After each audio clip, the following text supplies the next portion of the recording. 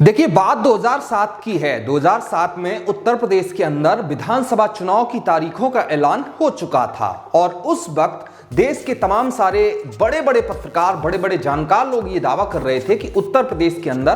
कोई भी पार्टी, चाहे वो बीजेपी हो, चाहे वो समाजवादी पार्टी हो, चाहे बीएसपी हो या फिर कांग्रेस पार्टी हो, कोई भी पार्टी उत्तर प्रदेश के अंदर 2007 के चुनाव में अपनी पूर्ण बहुमत की सरकार बना नहीं पाएगी। मतलब पार्टियों को गठबंधन करने की जरूरत चुनाव के बाद जरूर पड़ेगी, लेकिन जब चुनाव के नतीजे आए, जब बैलेट बॉक्स के द्वारा, जब ईवीएम के द्वारा नतीजे आए, तो पूरी दुनिया, न सिर्फ उत्तर प्रदेश, न सिर्फ हिंदुस्तान, बल्कि पूरी दुनिया, यूनाइटेड नेशन तक ये देखकर चौंक गया कि कैसे एक दलित समाज से आने वाली बेटी, उसके नेतृत्व में दलितों की, बहुजनों की, सर्व समाज की पार्टी बीएसपी ने उत्तर प्रदेश के अंदर कांग्रेस पार्टी का रिकॉर्ड तोड़ते हुए एक पूर्ण बहुमत की सरकार 2007 के चुनाव के अंदर बनाई है। और जब ये सरकार बहन जी ने बनाई तो उसी के बाद बीएसपी के खिलाफ, बहन जी मायावती के खिलाफ साजिश करना इन तमाम पार्टियों ने, तमाम नेताओं ने अंदर ही अंदर शुरू कर दिया। तो नमस्कार, मेरा नाम दीपेंद्र है और आज बीएसपी और बहन जी के बारे में जो खुलासे हम आपके सामने करने जा रहे हैं, वो सुनकर, देखकर आप चौंक जाएंगे। तो सबसे पहले आप ये बताइए कि आप ये वीडियो कहां से देख रहे हैं, ताकि हमको ये पता पड़े कि आप लोग कहां कहां से हमारे साथ जुड़े हुए हैं। उसके साथ साथ वीडियो को लाइक करिए, चैनल को सब्सक्राइब करिए। चलिए इस वीडियो को शुरू करते हैं। तो यहां तक तो आप समझ चुके हैं कि 2007 में जब बीएसपी ने अपनी पूर्ण बहुमत की सरकार बना ली, तो उसके बाद बहन जी मायावती ने उत्तर प्रदेश के अंदर जो ताबड़तोड़ काम किए, चाहे कितना बड़े से बड़ा अपराधी हो, उसके खिलाफ जिस प्रकार बहन जी मायावती ने कानून के दायरे में रहकर सख्त से सख्त कार्रवाई की, चाहे वो नेता हो, चाहे किसी पार्टी से जुड़ा हुआ हो, अगर उसने कानून के खिलाफ काम किया है तो बहन जी की सरकार ने बहुत ज्यादा सख्त कार्रवाई ऐसे अपराधियों के खिलाफ की। पहली चीज यही रही कि ये सारे अपराधी किसी ना किसी पार्टी से जुड़े हुए थे और जब बहन जी मायावती ने इनके खिलाफ कार्रवाई करनी शुरू की तो इनके अंदर खलबली पैदा हो गई और इन्होंने बहन जी को बदनाम करना, उनके खिलाफ साजिश करना शुरू कर दिया। उसके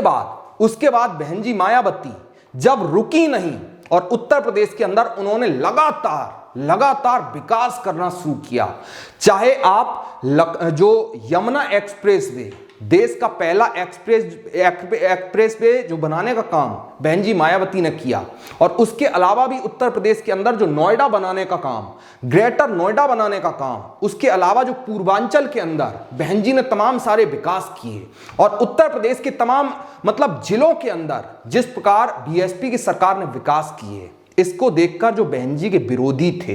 यानी कि जो बहन जी को नापसंद करने वाले नेता और पार्टी थी, उनके अंदर खलबली मच गई कि भाई अगर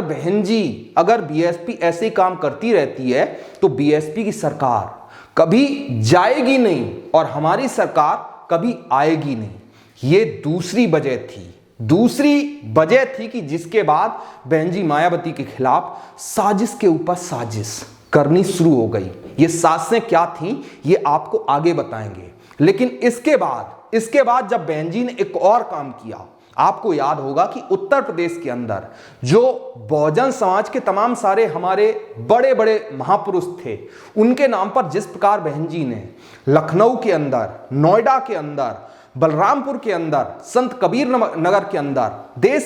उत्तर प्रदेश के तमाम जिलों के अंदर जिस प्रकार बहन जी मायावती ने बाबा साहब भीमराव अंबेडकर के नाम पर, मान्यवर काशीराम साहब के नाम पर, ज्योतिबा फुले साहब के नाम पर और तमाम सारे महापुरुषों के नाम पर जिस प्रकार बहन जी ने बहुजनों की विरासत को आगे बढ़ाया, बहुजन के नाम को जिस प्रकार प्रसिद्धि देने का काम बहन जी मायावती ने शुरू किया, तो ये देखकर जो जातिवादी लोग थे, जो दलितों को अपने पांव की जूती समझने का काम करते थे, और उनको जब ये लगा कि भाई दलित समाज की ये बेटी किस प्रकार अपनी विरासत को, किस प्रकार अपने इतिहास को, किस प्रकार अपने महापुरुषों को आगे बढ़ाने का काम कर रही है, तो इसके बाद बहन जी मायावती के खिलाफ तीसरी और चौथी साजिश होना शुरू हो गई। और उसी के बाद बीएसपी और बहन जी मायावती के खिलाफ पहला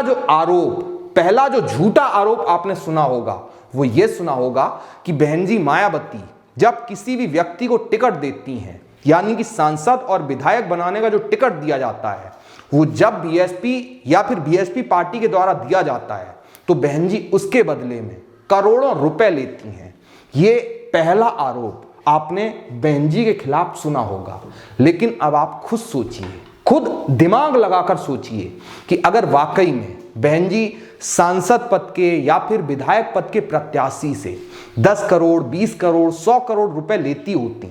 तो क्या आज बीएसपी हिंदुस्तान की सबसे ज्यादा गरीब राष्ट्रीय पार्टी होती? क्या बीएसपी के पास धन की कमी होती? ये आप खुद सोचिए। बीएसपी आपको बता दें कि आज हिंदुस्तान के अंदर देश की इकलौती राष्ट्रीय पार्टी ऐसी है कि जिसके पास सबसे कम पैसा है। तो आप सोच कर देखिए कि अगर बहन जी ने वो पैसा लिया तो वो कहां गया? ये आप खुद सोचिए। ये पहला आरोप जो लगाया गया कि बहन जी मायावती टिकट के बदले में पैसे लेती हैं, ये पूरी तरीके से झूठा था। ये सिर्फ और सिर्फ बहन जी मायावती को बदनाम करने की एक चाल थी जो मतलब पूरे देश के अंदर फैलाई गई। इसके बाद ये पार्टियां, ये नेता यहीं पर नहीं रुके। इन्होंने क्या किया कि इन्होंने सोचा कि सिर्फ इतने से काम नहीं चलेगा कि बहन जी को ऐसे बदनाम किया जाए। इसके बाद इन्होंने जो हमारे देश का सवर्ण समाज यानी कि जो जनरल कास्ट है, जिसके अंदर ठाकुर, पंडित, वैश्य लोग आते हैं, इनके खिलाफ ये झूठ फैलाया गया कि भाई बहन जी की सरकार, बीएसपी के नेताओं ने फर्जी जो एससी और एसटी एक्ट के मुकदमे होते हैं, यानी कि जो गांव के भाषा में हरिजन एक्ट जो नाम दिया जाता है, वो झूठे तौर पर बीएसपी की सरकार और बीएसपी के नेता सवर्ण समाज के खिलाफ, ओबीसी समाज के खिलाफ इस्तेमाल करते हैं। जबकि सच्चाई ये थी कि उसी वक्त देश के एक हमारे रिटायर्ड जस्टिस ने एक जांच रिपोर्ट पेश की थी और उस रिपोर्ट के अंदर उन्होंने दावा किया था कि उत्तर प्रदेश के अंदर जितने भी एससी और एसटी एक्ट के मामले दर्ज किए गए हैं, उनके अंदर केवल 5% मामले ऐसे थे जो झूठे पाए गए और 95% मामले सही थे। और यह उत्तर प्रदेश के अंदर एक अपने आप में बड़ा रिकॉर्ड था कि उत्तर प्रदेश के अंदर इतने कम झूठे मामले दर्ज किए गए। लेकिन उसके बावजूद भी बहन जी मायावती के खिलाफ इन तमाम पार्टियों ने, इन तमाम नेताओं ने ये झूठ फैलाया। खासकर जो देश का जनरल कास्ट है, जो सवर्ण समाज है, जो ओबीसी समाज है, उसके दिमाग के अंदर ये बैठाया गया कि अगर बीएसपी की सरकार बनी रहती है तो आपको एससी और एसटी एक्ट का सामना करना पड़ेगा। ये एक बहुत बड़ा झूठ बहन जी के खिलाफ फैलाया गया। इसके बाद आखिरी साजिश 2024 में जब लोकसभा के चुनाव किए गए, तब बीएसपी के खिलाफ आखिरी साजिश ये की गई कि बहन जी मायावती को, बीएसपी को, इन तमाम पार्टियों ने मोदी की, बीजेपी की बी टीम बताने का काम किया और ये अफवाह फैलाई कि भैया बहन जी मायावती मोदी का समर्थन करती हैं और अगर मोदी आ जाएगा तो संविधान, देश का आरक्षण खतरे में पड़ जाएगा। और उसी के चक्कर में आकर देश के बहुत सारे बहुजनों ने, बहुत सारे दलित भाइयों ने इन तमाम पार्टियों को वोट दिए जो अंदर ही अंदर बीएसपी को खत्म करने का, बीएसपी को समाप्त करने का प्रयास कर रहे थे। तो आप खुद सोचिए कि मतलब बीएसपी के अलावा कौन सी ऐसी पार्टी है कि जो आपको इज्जत, आपको मान सम्मान देने का काम करेगी। और इसी की वजह से आज हम आपको ये बताने का काम कर रहे हैं कि बीएसपी के खिलाफ जब से बहन जी मायावती ने 2007 के अंदर भारत में इतिहास रचा था और पूरे भारत के अंदर ये मतलब कारनामा किया था कि दलित समाज की पूर्ण बहुमत की सरकार जब से बहन जी मायावती ने 2007 में बनाई थी, तब से ये तमाम जो जातिवादी पार्टियां थी, उनके पेट के अंदर बहुत ज्यादा मरोड़ हो रही थी